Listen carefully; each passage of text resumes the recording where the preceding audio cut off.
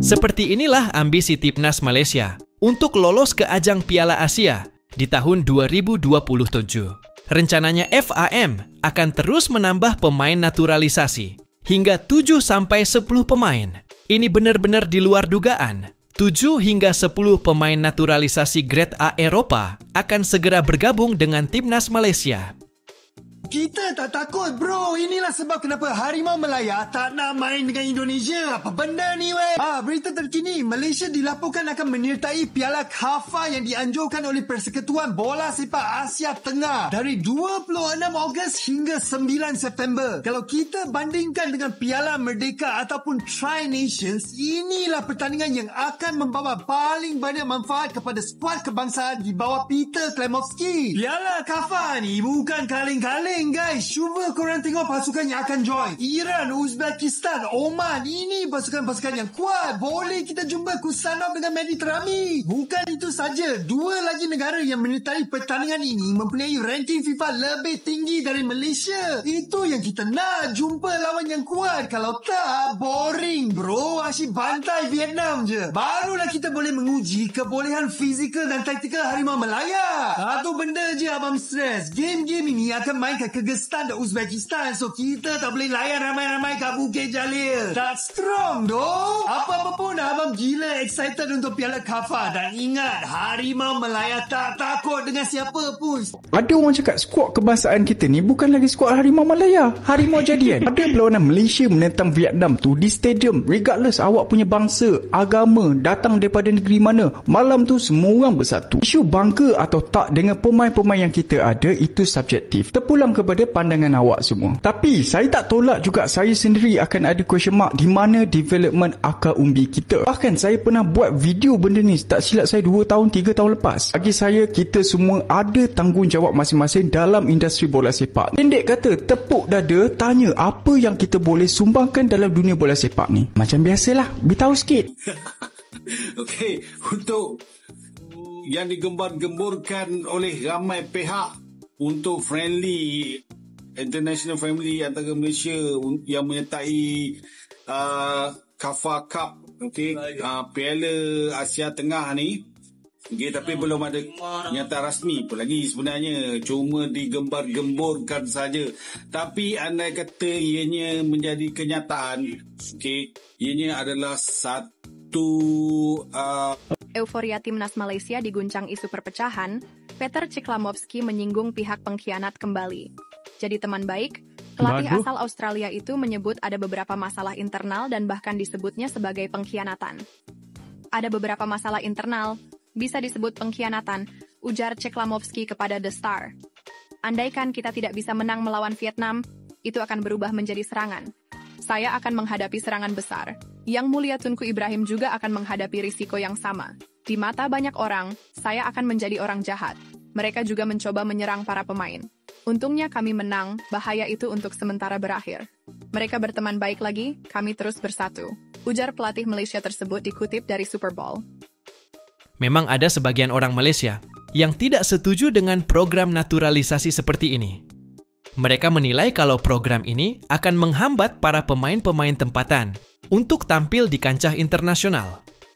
Padahal sudah jelas, selama bertahun-tahun, FAM memberikan kesempatan kepada pemain lokal. Tapi pemain lokal masih belum bisa mengangkat prestasi Timnas Malaysia sampai saat kemarin melawan Vietnam. Coba kita bayangkan, selama 10 tahun, Timnas Malaysia tidak bisa mengalahkan Vietnam. Dan baru kemarin dengan melalui program naturalisasi, Malaysia baru menang dengan skor telak 4-0 di Stadion Bukit Jalil. Ini benar-benar program yang bagus. Tapi masih banyak orang Malaysia yang menentangnya. Dan sangat disayangkan tentunya. Jentera depan, Harimau Melaya dijangka lebih padu pada musim depan. Penyerang sensasi Johor Darul Takzim, JDT, Bergson da Silva, yang juga penjaring terbanyak sepanjang zaman Liga Super bakal realisasikan. Begitu juga dengan pemain sayap lincah, Manuel Hidalgo. Kedua-dua pemain realisasikan selepas mereka menghabiskan lebih 5 musim di Liga Malaysia. Sudah pasti kehadiran kedua-duanya akan menambah sengat di bahagian depan Harimau Melaya. Setakat ini, 3 pemain warisan baru beraksi cemerlang Vietnam 4-0 pada kelayakan Piala Asia 10 Jun lalu. Ia termasuk 2 penyerang, Rodrigo Holgado dan juga Yao Figueiredo, yang menjadikan gol sulung masing-masing pada penampilan pertama bersama Harimau Melaya. Pemain sayap Emmanuel Machuca turut cemerlang dan mempamerkan kelincahan di sebelah sayap kiri negara. Sudah pasti kehadiran Hidalgo dan Bergson da Silva ini akan menambah pilihan buat Coach Peter Klamoski menghadapi kempen kelayakan Piala Asia pada tahun depan yang lebih mencabar, terutama kunjungan ke Hanoi pada Mac depan. Rupa-rupanya kita pun ada juga pemain berdarah Malaysia yang main kelab besar pula tu. Dia adalah Emil Smith Rowe. Katanya orang Rombau. La ilaha illallah. Orang Rombau rupanya. So, pemain Arsenal ni mengaku yang dia ada darah Malaysia. Yang mana nenek dia adalah orang Malaysia, orang Rembau. Dia ni dulu mungkin waktu dia kecil-kecil makan masak lomak cili api ke nenek dia je. Tak kisahlah kan. So, kepada Emil Smith Rowe, kita tahu awak ni mewakili negara England. Tapi negara England sekarang ni penuh dengan bakat-bakat besar, talent-talent power macam Saka, Palmer, Foden, Bellingham. Bersepah. Memang awak susah nak masuk dalam starting 11. Even nak bawa ke World Cup ataupun Euro pun susah. Jadi apa kata awak tukar tim? Awak tukar tim dengan darah nenek awak tu. Awak masuklah tim Malaysia kan. Paling-paling boleh menang AFF Suzuki apa. Itu piala jugalah kan. Not bad lah kan. Daripada main Euro tapi tak menang, main World Cup tapi tak menang, baik menang piala, betul tak? Breaking news guys. Ada info baru nih. Malaysia banyak 10 pemain diaspora untuk FIFA Matchday September. Widih, Malaysia nambah pemain lagi ya.